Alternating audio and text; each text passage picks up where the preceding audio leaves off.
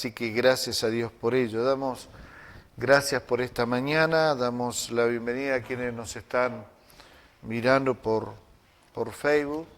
Los saludamos en el nombre del Señor Jesucristo, deseamos que sea un día de bendiciones para ellos. Hermanos que están viajando y que seguramente por ahí están conectados a internet. Muy bien. Cristo no murió como algunos pueden creer, y por ahí uno escucha, que Cristo tenía un poder especial que lo hacía vulnerable al dolor. Este día es un día de victoria para el pueblo de Dios, porque cuando nosotros vemos otros personajes que se levantaron en la historia, nosotros podemos ir a sus tumbas y en esas tumbas vamos a encontrar sus huesos. Y pueden ser las mejores, y pueden ser religiones que invadieron el mundo, como por el lado de la India, por el lado de África. Invadieron el mundo completo. Sin embargo, sus líderes todavía están allí en una tumba y sus huesos están allí y nosotros podemos ir a buscarlos y poder encontrar esos huesos. Sin embargo, nosotros no tenemos en esa tumba, no tenemos a nuestro líder. No está más ahí. Quedó vacía, completamente vacía. Y eso a nosotros nos trae una tremenda alegría, porque nos da una esperanza. Así como nosotros, cuando nosotros nos bautizamos, el símbolo del bautismo es, nosotros morimos al mundo, pero hay una esperanza. Si nosotros lo bautizáramos, lo dejáramos ahí abajo, simplemente se muere al mundo y se muere a todos. ¿Okay? Pero luego le levantamos y es un símbolo muy grande, porque eso significa que un día será levantado también y seremos levantados entre los muertos y viviremos por la eternidad con Él. Y cuando pensamos en Cristo en toda esta semana, algunos, se armó un gran debate el jueves, se puede comer carne, no se puede comer carne, pecado que no usemos el tenedor ni el cuchillo, porque una cantidad de barbaries que se han inventado. Y uno dice, wow, qué bueno que la palabra de Dios trae libertad. Y este Cristo que nosotros predicamos no es un Cristo que nos esclaviza. Dice que nos hace libres. Libres, ¿sí? Y tenemos que aprender a vivir en la libertad de Cristo Jesús. Y durante toda la semana nosotros vemos por ahí algunas personas, porque ya se está terminando todo este tema de lo que era antes. Cuando yo era chico me recuerdo que Semana Santa era mucho más especial para todo el mundo, era una cuestión que era bastante significativa porque se notaba en el ambiente también. Sin embargo, con el transcurso de los años, de los tiempos, la humanidad se ha ido enfriando con respecto a este tema, y saben que estos son días nada más que días festivos y son días para aprovecharlo y poder salir de vacaciones. Si nosotros hiciéramos una encuesta a las personas que están y han salido de vacaciones, les preguntáramos si ellos están recordando estos días, les puedo asegurar que prácticamente el 100% diría que no tienen idea de lo que están hablando. Porque hemos suplantado estos días que podrían ser días de reflexión, para ser días de vacaciones, para ser días de disfrutar de la vida, disfrutar de las cosas, que en definitiva las podemos disfrutar y la disfruta la humanidad porque hubo un Señor, un Dios que bajó a esta tierra, murió por nuestros pecados y nos dio libertad, hasta el momento en el cual Él vuelva a regresar, regrese para buscar a su iglesia. Pero cuando vemos a Cristo crucificado, decimos, wow, lo está viviendo, está sufriendo, pero no sufre. Está ahí, pero no sufre. ¿Por qué no sufre? Bueno, porque es hijo de Dios, porque es Dios mismo. Entonces vino con un adicional y pareciera ser como que estamos tomando con que el Señor Jesucristo murió en la cruz del Calvario y era vulnerable al dolor. como que él no sabía de eso. Y estaba estudiando esta semana, estaba recordando, estaba otra vez viendo, me estaba metiendo un poco en la ciencia, me estaba metiendo en el tema de todo lo que se ha ido investigando en los últimos años con respecto al tema de la muerte de Cristo. Y no solamente ellos, sino la muerte de Cristo fue algo y es algo que impacta mucho a la ciencia. Y los doctores que se especializan en el dolor han tenido un elemento que es la muerte de Cristo para poder ver cuánto sufrimiento Él pasó.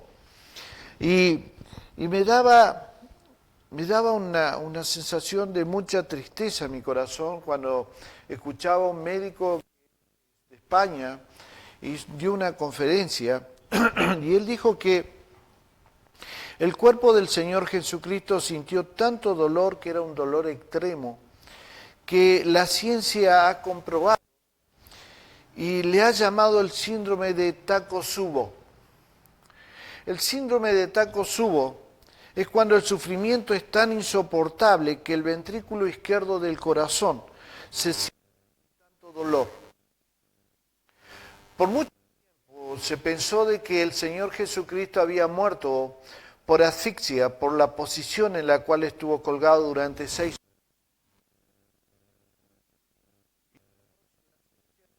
horas. Murió por asfixia porque su corazón no recibía suficientes elementos como del oxígeno para poder seguir viviendo.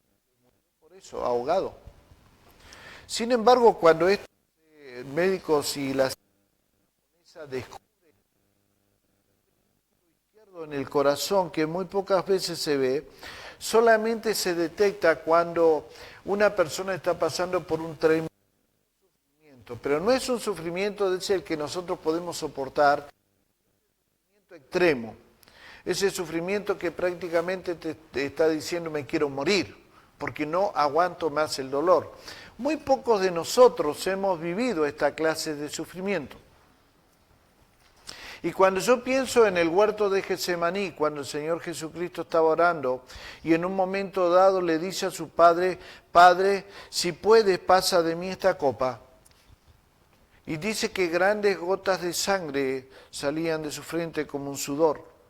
Ya no era simplemente el sudor normal y natural que nosotros podemos tener naturalmente, sino que era sangre que estaba saliendo de él. Y uno empieza a pensar y dice qué razón que tienen estos científicos al pensar en este tema, porque dice que este síndrome que se le produjo en él, que es Takotsubo, porque es una especie de tubo que se cierra por el dolor, ya no soporta más el dolor, ya no lo soporta más. Me pongo a pensar y digo, entonces no es que el Señor Jesucristo tenía era vulnerable al dolor. Y digo, ¿por qué tanto dolor? Bueno, seguramente podemos pensar, bueno, pastor, por los latigazos, por todo lo que sufrió, sí, es cierto, es parte de eso, es verdad. Pero también me pongo a pensar y tengo que pensar y les ayudo a pensar en esta mañana y les pido que piensen en el dolor que el Señor Jesucristo sufrió en la cruz del Calvario por todos los pecados que cada uno de nosotros cometió, está cometiendo y puede cometer. No hay peor cosa que el sufrimiento real del pecado, porque cuando uno no siente el dolor por el pecado que cometió, no está sintiendo el pecado. Porque cuando uno peca, uno siente ese dolor tan extremo que nos hace sentir tan vulnerable a la vida. Y cuando el Señor Jesucristo lo vemos clavado en esa cruz del Calvario y este síndrome del Takotsubo le cerró el ventrículo izquierdo, lo que estaba pensando era justamente en todas las macanas que nosotros íbamos a cometer. Y digo así porque entiendo de que muchas veces cuando hablamos de pecado pareciera como que no alcanzamos a comprender nosotros lo que significa el pecado, pero tiene que ver con las macanas que nosotros nos hemos hecho? ¿Cuántas cosas nosotros hemos hecho en nuestra vida? ¿Cuántas macanas nos hemos mandado en nuestra vida? Y tal vez cuántas nos estamos mandando. Bueno, todas esas macanas del pasado y todo lo que estamos haciendo hoy, o podemos hacer mañana, ya estuvo en el corazón del Señor Jesucristo. Entonces era comprensible que si toda la humanidad, hoy hay más de 7.000 millones de habitantes, 70.000 millones de habitantes, más todos los que pasaron, los que ya han muerto en la historia, más todos los que van a venir, de todos ellos, si nosotros los sumamos, de todos nosotros sumamos todos los pecados, de todas las cosas que hemos hecho, entonces es lógico que un hombre pudiera sentir todo ese pecado porque estaba pagando un precio para que nosotros pudiéramos vivir en la libertad que Cristo Jesús nos está ofreciendo. Entonces era lógico que se cerrara el ventrículo izquierdo de tanto dolor extremo que él tenía y él dio la vida. Yo quiero compartir con ustedes lo que los evangelios no han dicho con respecto a la muerte del Señor Jesucristo. Cuando nosotros vemos Mateo, Marcos, Lucas, Juan y aún Hechos, solamente vemos parcialmente la muerte del Señor Jesucristo, parcialmente. ¿Por qué es esto? Porque Dios puso un velo para que nosotros no pudiéramos compadecernos de Cristo, porque Dios, el Señor Jesucristo no vino a buscar la compasión de nosotros. Él no quiere que nosotros nos compadezcamos de Él. Por eso que cuando Él iba caminando al Gólgota, unas mujeres estaban llorando y lloraban por Él.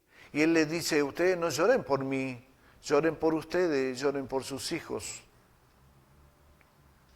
Lloren por las que van a estar embarazadas. Lloren por ellos, no por mí. El Señor Jesucristo no necesita la lástima de nosotros. Entonces cuando nosotros vemos todo esto, decimos en todos los evangelios cuánto de todo el sufrimiento que el Señor Jesucristo pasó nosotros podemos entender. Prácticamente nada, porque fue vedado para nosotros el sufrimiento para que nosotros no entráramos en eso de la lástima. Pero hay un pasaje en la palabra de Dios que se escribió 700 años antes. 700 años antes de Dios. Y mucho antes también David, parte del sufrimiento del Señor Jesucristo. Pero este profeta, que es el profeta Isaías, manifiesta claramente qué es lo que él pasó por nuestra vida. Y yo le pido que en esta mañana podamos aclarar y podamos nosotros reflexionar y podamos pensar un poquito más en este sufrimiento que los cristianos no recordamos durante la Semana Santa. Y eso es porque estamos inmersos en tantas cosas, ¿no? Ay, pastor, tantos problemas que tengo. Ay, que tengo que hacer esto, ay, que tengo que hacer lo otro. Cuando deberían ser días de reflexión para que nosotros pudiéramos saber qué es lo que estuvo pasando el Señor en toda la Semana Santa. Por eso es que su pastor esta semana le envió a todos ustedes, a la iglesia, le envió la cronología desde el domingo pasado, que es el Domingo de Ramos, ¿sí? La entrada triunfal del Señor Jesucristo a Jerusalén, hasta hoy, que hoy recordamos su resurrección, para que ustedes puedan también entender definitivamente que no es simplemente vivir los días por vivirlos, sino que también recordar lo que el Señor hizo por nuestras vidas. Isaías capítulo 53, les pido que busquen, por favor.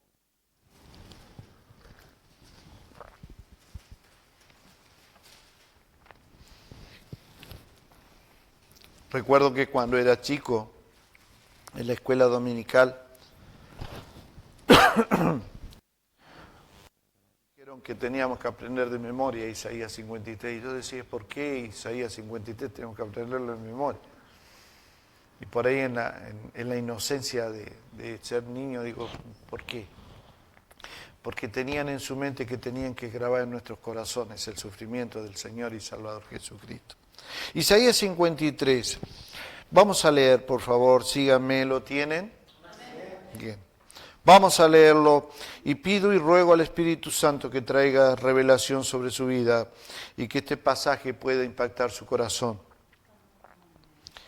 ¿Quién ha creído a nuestro anuncio y sobre quién se ha manifestado el brazo de Jehová? Subirá cual renuevo delante de él y como raíz de tierra seca. No hay parecer en él, ni hermosura. Le veremos, mas sin atractivo para que le deseemos. Despreciado y desechado entre los hombres, varón de dolores, experimentado en quebranto, y como que escondimos de él el rostro, fue menospreciado y no lo estimamos. Ciertamente llevó él nuestras enfermedades y sufrió nuestros dolores, y nosotros le tuvimos por azotados, por herido de Dios y abatido. Mas él herido fue por nuestras rebeliones, molido por nuestros pecados. El castigo de nuestra paz fue sobre él, y por su llaga fuimos nosotros curados. Todos nosotros nos descarriamos como ovejas, cada cual se apartó por su camino. Mas Jehová cargó en él el pecado de todos nosotros. Angustiado él y afligido, no abrió su boca. Como cordero fue llevado al matadero, y como oveja delante de sus trasquiladores, enmudeció y no abrió su boca. Por cárcel y por juicio fue quitado, y su generación, ¿quién la contará? Porque fue cortado de la tierra de los vivientes, y por la rebelión de mi pueblo fue herido. Y se dispuso con los impíos su sepultura, mas con los ricos fue con su muerte. Aunque nunca hizo maldad, ni hubo engaño en su boca. Con todo eso, Jehová quiso quebrantarlo, sujetándolo a padecimiento.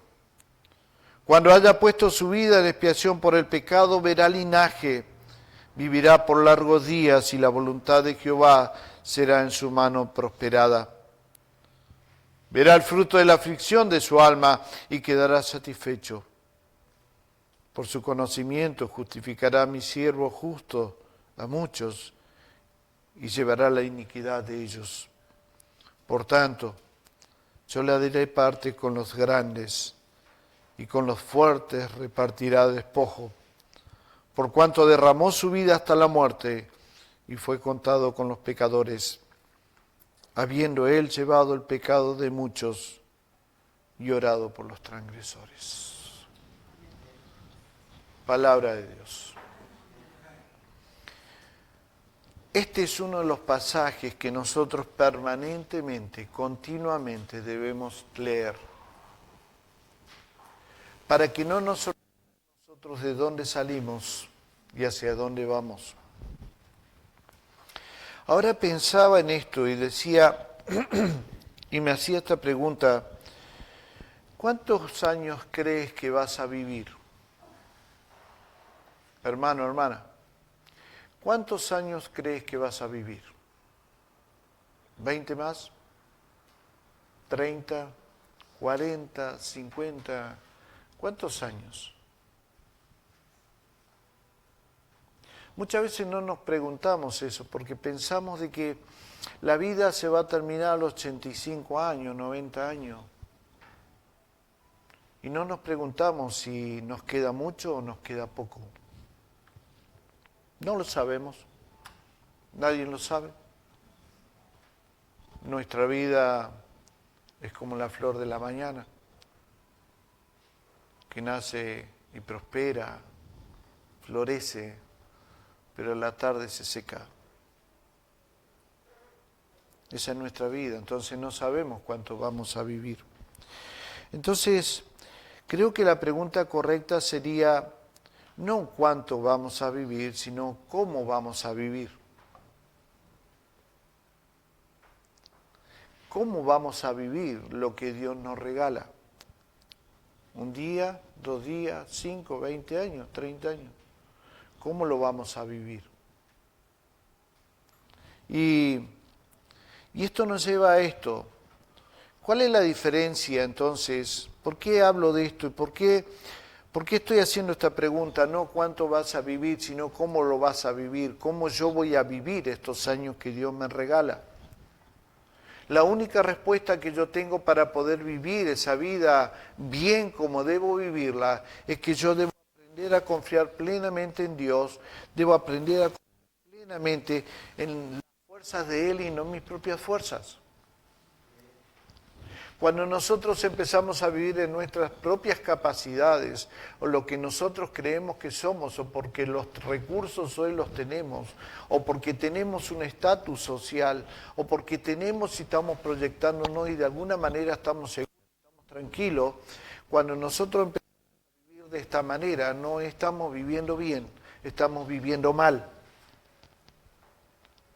Porque nuestra confianza no está puesta en el Dios que nos regala la vida, sino está puesta en nuestras propias fuerzas.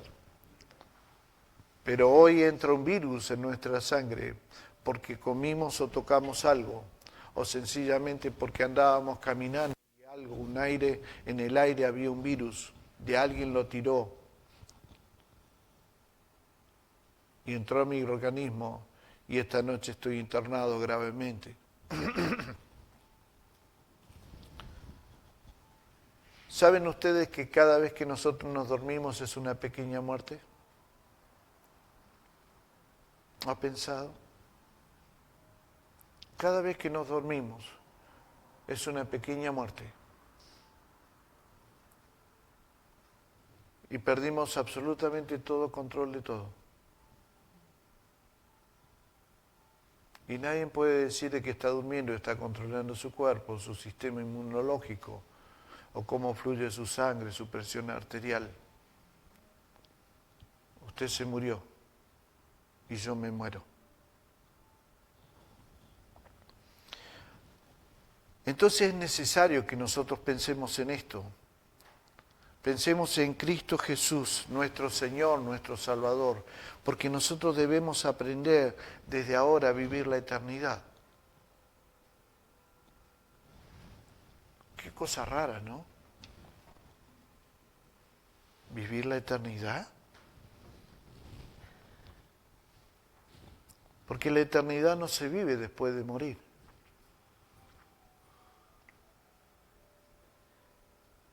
No se vive ahí. Debemos aprender a vivir ahora la eternidad en toda nuestra manera de vivir. Porque Cristo resucitó de entre los muertos para darnos vida y darnos vida en abundancia y vida con una esperanza de que un día lo veremos a Él, pero Él no está diciendo que nosotros vamos a vivir la eternidad cuando nosotros nos muramos. Le está diciendo, con Cristo estoy justamente crucificado y ya no vivo yo, más Cristo vive en mí. Y si Cristo resucitó de entre los muertos, entonces usted resucitó de entre los muertos. Usted y yo somos eternos. Y nuestra manera de vivir tiene que ser una manera de vivir que hable de eternidad, no que hable de presente, ni hable del mañana, sino vivir de la eternidad. Yo no soy hoy, vivo por la eternidad. Voy a pasar un proceso en donde vas a cerrar tus ojos y vas a definitivamente dormir, un dormir que va a ser más largo que el dormir de la muerte que estamos sufriendo todos los días en la noche. Simplemente eso, pero la eternidad yo tengo que aprender a vivirla aquí porque Cristo Jesús resucitó de entre los muertos. Y eso es porque Cristo nos ama. Cristo nos ama. Y no importa lo que estés pasando. No interesa que estés pasando. Porque la palabra y la voz del Señor Jesucristo con su resurrección nos está diciendo, no importa lo que esté sucediendo en tu vida porque yo te amo. Y te he amado hasta la muerte, y muerte de cruz, pero después te he dado una esperanza de que estás resucitado en Cristo Jesús.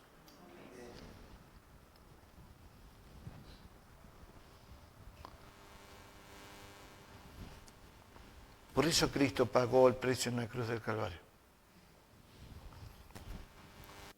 Por eso Él resucitó para que nosotros pudiéramos tener una eternidad desde el mismo momento en que nosotros aceptamos a Cristo como nuestro Señor. ¿Saben cuál es nuestro problema? Que nosotros no vivimos pensando en que somos eternos. Por eso Él dice que cuando Él venga a buscar a su iglesia, después va a recompensar a sus hijos. ¿Pero por qué los va a recompensar?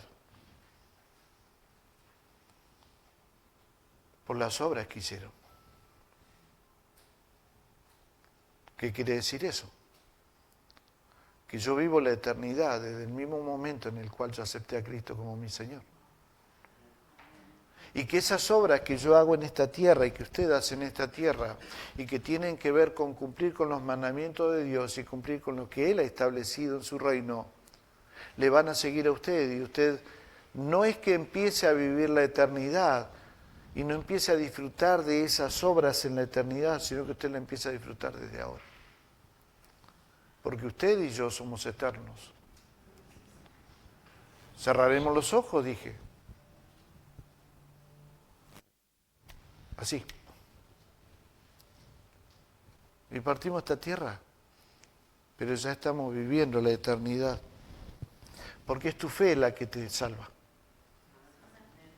Por eso es que en el año 1517, ¿qué pasó? ¿Qué se produjo?